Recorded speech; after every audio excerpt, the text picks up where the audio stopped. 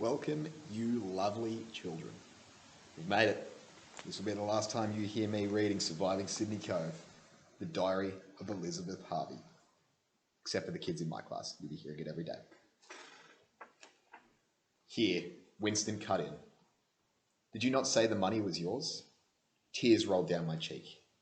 I did, but I was 9 years old and an apprentice. Who would believe me?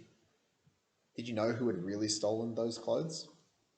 I'm sure that Silas and Nance plotted it together. They must have stolen those other things too.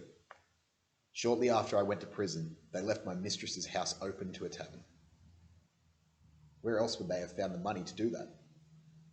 What I did not say was how, in the beginning, I could hardly believe that this was really happening, that it was not all a terrible dream from which I would shortly wake. I found myself behind bolted doors. The turnkeys punished me most severely for having no money. But I had lost everything that was most precious to me, and I had done nothing wrong. Nothing. Tell my children more about the jail, said the surgeon. These are places to inspire dread, even in the most hardened criminal. I shuddered, and went on to say that whatever they had heard about those places cannot equal the true horror. I was thrown into a cell with the most evil criminals.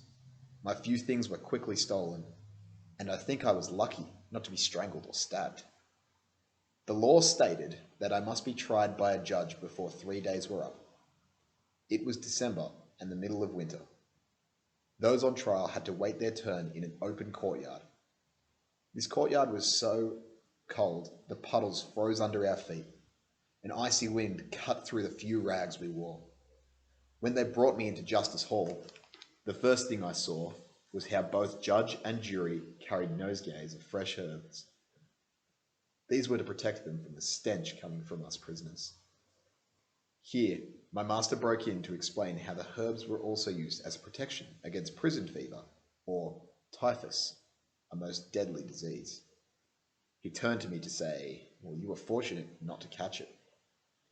Winston yawned as if weary, but I knew he wanted to hear more, because he stammered, Was anyone else allowed into the court to watch your case? I laughed. Why, it was better than a Punch and Judy show. The court was filled with people who made fun of everything. They called out, making judgments that had nothing to do with the guilt or innocence of the accused. What did the judge want to know? My name, and how old I was, and my occupation. Then, if I was guilty of this crime, I answered him as truthfully as I knew how. Then he called my mistress onto the stand. She gave them a pack of lies. She said I had always been lazy and that I could never be trusted. Of course, the judge only listened to her. My fate was sealed in less than 15 minutes. Did you not protest? I did, but it did me no good whatsoever. My master openly shuddered. The fire was burning low. He heaped more wood onto it, then turned to say, Tomorrow I have much to do. Lizzie, you must continue your story another time. I rose from my stool, and he helped me arrange our pallets on the floor. The nights are growing cold. I wished I had a warm quilt to lay over Emily. Her papa guessed my thoughts and covered her with his coat. She stirred, but did not wake. She needs a lot of sleep. And I noticed that the surgeon's coat is torn in 3 places, but I have no dark thread to fix this. Perchance Sarah will have some. There is just enough firelight to finish this off. Wednesday, 12th of May. All morning, Emily pleaded with me to patch Mary, her cloth doll. The poor thing has lost an arm and a leg, and every seam has split. I promised her that I would, then added, But you must first practice your letters. In the dust outside our hut, we wrote, The Lord is my shepherd. Once she had printed this, I tried a rhyme my old teacher, Dr. Nelson, had shown me. Knock on the door, peep in, lift up the latch, walk in. Emily copied this almost perfectly, though she still gets her D's mixed up with her B's, and wrote bore instead of door. I had intended to spend the rest of the morning dusting and sweeping, but Emily pleaded with me to take her to Sarah's. Seems that Sarah has promised Emily a sweet biscuit. I cannot imagine a single grain of sugar is to be found anywhere in Rose Hill. After her lessons, Emily was so tired, I piggybacked her most of the way to Master Dodd's house. Though she is small for her age, and her arms and legs are sticks. I like sticks. Lately my shoulders hurt whenever I carry her. I'm always fearful when walking this track. Just when we had passed the convict huts, she let out a scream. My heart leapt into my mouth. Emily pointed towards a clump of straggly gum trees. Someone was hiding behind them. When I saw who it was, I sighed in relief. Simple Sam will not harm you, I assured her. He only wants to play with us. Sam emerged from the bushes, his face so dirty and covered in scabs his own mother would not recognize him. Poor Sam cannot control his limbs, and he twitches and dribbles like a baby. Since he approached that day by the river, my master thinks that he is dangerous. He tells me that he intends asking Master Dodd to send Sam back to Sydney Cove. But I feel sorry for Sam, and I pray that my master will change his mind. Sam's handicaps never stop him from trying to tell me things. Not that saying anything he says makes sense. We listened only for a few moments, but as Emily was growing more and more anxious, clutching my neck and whimpering, I quickly waved goodbye and left. Sarah was pleased to see us, though very busy. They are hoping for a visit from Governor Phillip. Master Dodd insists that the hut may be made more comfortable. It seems that when the governor came last February, he complained that he was sick and that sleeping on a straw pallet on the floor was not to his liking. I said, did he not praise us for all we have achieved in Rose Hill?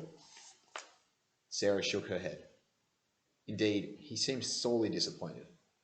He was saying that even if this farm had grown had more than 100 convicts, that we could never grow enough to feed the entire colony.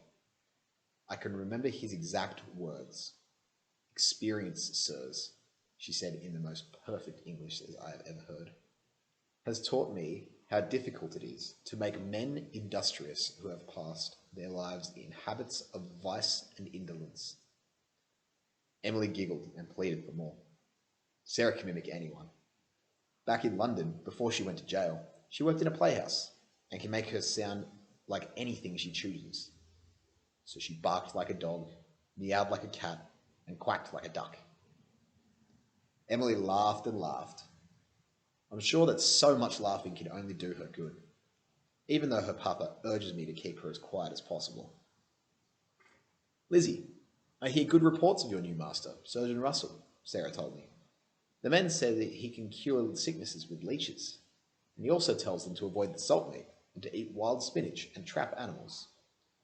Do they listen to him? I think some must. Certainly they are healthier. Before we left, she gave me 2 duck eggs and told me to cook them in a pan together with some ship's biscuit and potato tops, as this would make a tasty gland. But Emily was disappointed, as Sarah had to confess that there is not a single grain of sugar left in all of Rose Hill, not even in exchange for rum.